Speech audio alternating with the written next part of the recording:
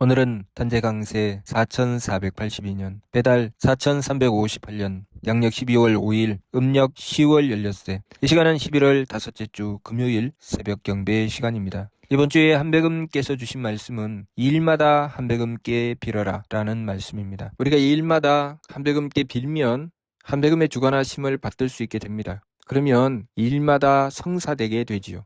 우리가 일마다 한백음께 빌고 한백음의 주관하심을 받아서 성사됨을 얻으려면 우리는 첫 번째 한백음을 모시는 정성을 들여야 됩니다.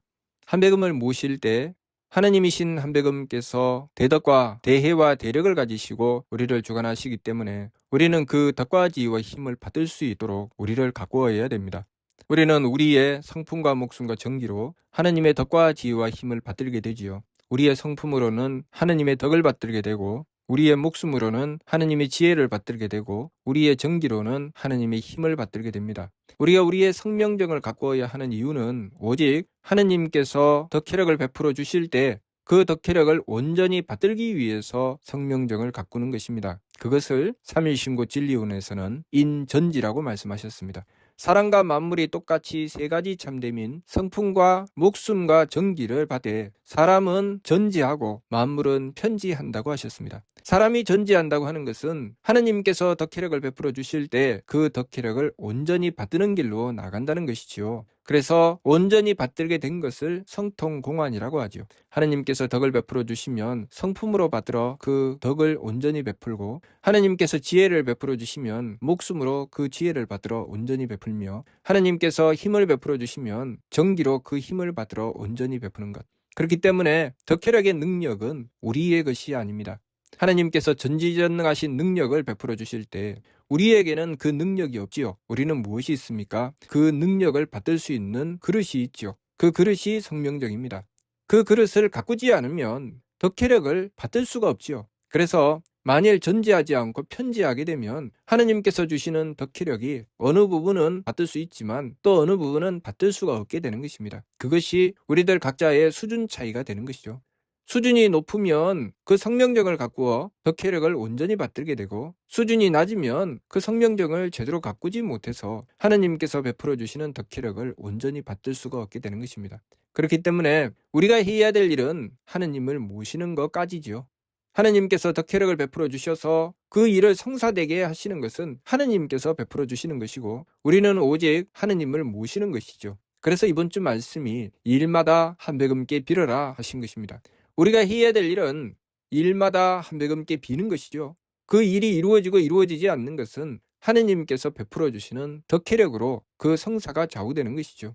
우리가 우리의 성명정을 가꾸어야 하는 이유는 하느님께서 베풀어 주실 때 그 덕혜력을 온전히 받들기 위한 것입니다. 운동선수가 하느님께서 지혜를 주시고 힘을 주셔도 평소에 열심히 연습하고 갈고 닦지 않으면 자신을 갖추지 않으면 하느님께서 주시는 것을 받들어서 실현해 내지 못합니다.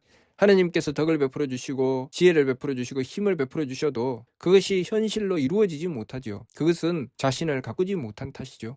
그것은 음악가도 마찬가지죠. 내가 평소에 악보 하나 그릴 줄 모른다.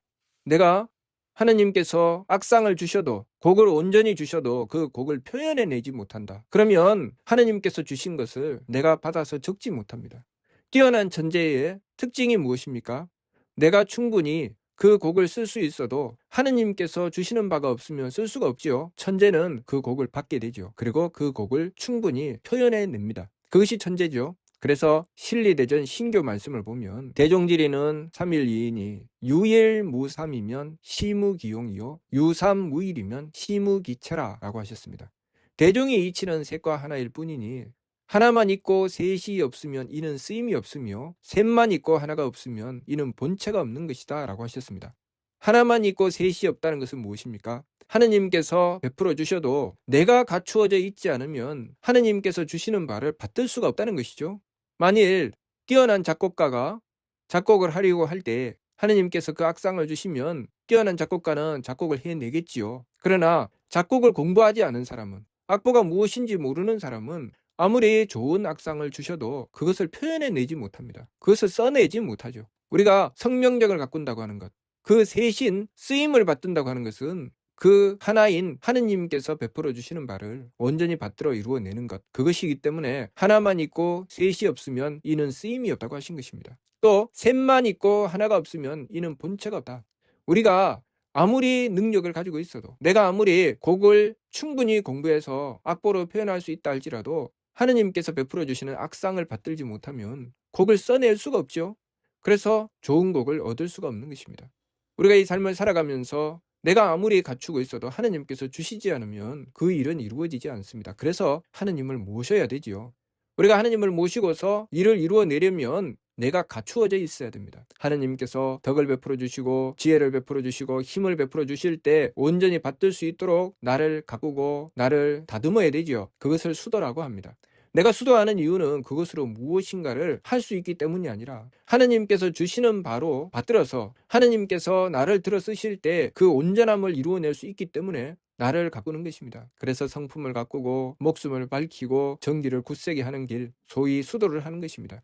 밝은 이가 행하는 법, 지감조식 금촉, 일의화행, 반망, 직진을 하는 이유는 하느님께서 덕혜력을 베풀어 주실 때 그 덕혜력을 온전히 받들 수 있도록 하기 위해서 그렇게 하는 것이죠. 그래서 순진한 것을 도라고 한다라고 하셨습니다. 하느님께서 주시면 그것을 온전히 받들어낼 수 있는 것이 순진한 것이죠. 하느님께서 주시는데 내 마음대로 바꾸면 그것은 순진한 것이 아니죠. 하느님께서 덕혜력을 베풀어 주시는데 나의 성명정은 온전하여 주시는 대로 온전히 받든다. 순진한 것이고 온전한 것입니다. 하느님의 덕혜력이 온전히 드러나게 되는 것이죠. 그런데 하느님께서 덕혜력을 베풀어 주시지만 내 마음대로 해석하고 내 마음대로 따지고 내 몸에 맞추고, 그래서 내 마음과 내 기분과 내 몸에 맞추어서 그때그때마다 자신이 하고 싶은 대로 한다. 그러면 하느님께서 주시는 바를 온전히 받들 수가 없지요. 그것을 편지라고 하셨습니다. 치우쳐 있다. 그래서 우리가 돌을 닦는다고 하는 것은 반망즉진이죠. 내가 내 마음대로, 내 기분대로, 내 몸 편한 대로 하는 이 망령됨에서 돌이켜서 하나님의 덕을 온전히 받들고 하나님의 지혜를 온전히 받들고 하나님의 힘을 온전히 받드는 길로 나가는 것, 이것이 수도지요. 반망즉진. 그래야 발대신기 하나님의 기틀이 열린다. 하나님께서 주시는 바를 온전히 받드는 것이 하나님의 기틀이 열리는 것이죠. 하나님께서 주셔도 내 마음대로 바꾸면 그것은 하나님의 기틀이 열린 것이 아닙니다. 그래서 여기서 중생의 삶과 밝은 이의 삶이 갈리죠. 중생의 삶은 하나님께서 주셔도 제 마음대로 하기 때문에 착하고 악함과 맑고 흐림과 후하고 박함을 서로 섞어서 제 마음대로 달린다고 하셨고, 밝은 이는 끊임없이 하나님의 덕혜력을 온전히 받들기 위해서 성명정을 가꾸기 때문에 지감조시 금촉 일의화행 반망즉진 발대신기를 한다고 하셨습니다.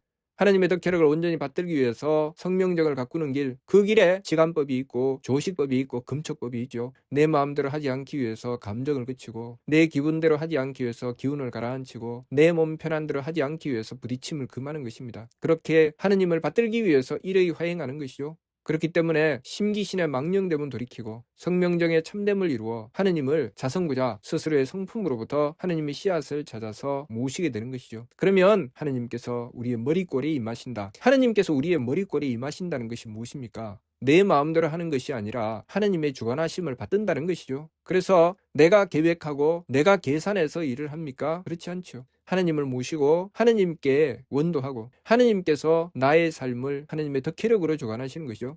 그것이 중생과 밝은이의 차이죠. 중생은 자신의 능력으로 하려고 하고 밝은이는 하느님의 능력으로 하려고 합니다. 힘의 차이가 있을까요? 없을까요? 엄청난 차이가 있죠. 하나는 자신의 힘으로 하려고 하는 것이고 하나는 하느님의 힘으로 하려고 하기 때문에 밝은 이의 힘은 하느님의 힘입니다. 중생의 힘은 자신이 가진 힘일 뿐이죠. 그렇기 때문에 그 차이는 비교가 불가할 정도로 엄청난 차이를 가지게 되는 것입니다. 그렇다면 중생이 밝은 이에게 맞서게 되면 무슨 일이 벌어질까요? 이것은 상대가 되지 않죠. 그래서 밝은 이는 그 모든 것을 능히 감싸고도 남음이 있게 되는 것입니다.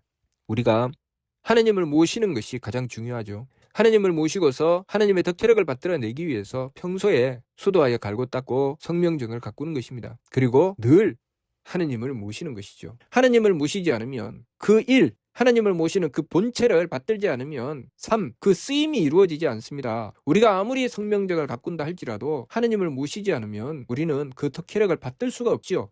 또 우리가 그 셋을 가꾸지 않으면, 성명정을 가꾸지 않으면 하느님께서 아무리 베풀어 주셔도 우리가 그 덕혜력을 온전히 받들 수가 없지요. 그렇기 때문에 평소에 나를 가꾸고 수도하는 지감조식 금촉 일의 화행이 중요하고, 그리고 항상 하나님을 모시는 하나님을 향한 믿음과 정성이 중요한 것입니다. 하나님을 모시지 않으면 우리의 성명정이 제 가치를 발휘하지 못하고, 우리의 성명정을 가꾸지 않으면 하나님을 향하여 원도하고 하나님께 구해도 그것이 내 삶을 온전히 이루어내지 못하는 것이죠. 그렇기 때문에 평소에 나 자신을 가꾸는 수도가 필요하고, 그 수도를 바탕으로 하나님을 모셨을 때 하나님께서 베풀어 주시는 덕혜력이 나의 삶에 온전히 이루어져 나가게 된다는 것, 그래서 우리가 바르게 깨닫고 항상 일마다 한배금께 빌어라는 말씀 받들고, 일마다 한배금께 빌어서 하나님이신 한배금의 전지전능하심을 받을 수 있도록 해야 하겠습니다. 평소에는 수도하고 일마다 한배금께 빌어서 이를 이루어 나가는 삶, 그 모든 것이 우리의 삶을 복됨으로 이루어 나가는 길입니다. 우리가 바르게 깨닫고 바른 길을 향하여 늘 자기 자신을 갈고 닦고 하느님 모시는 길 열어 나가야 되겠습니다. 무슨 뜻인지 이해가 됩니까? 마치도록 하겠습니다.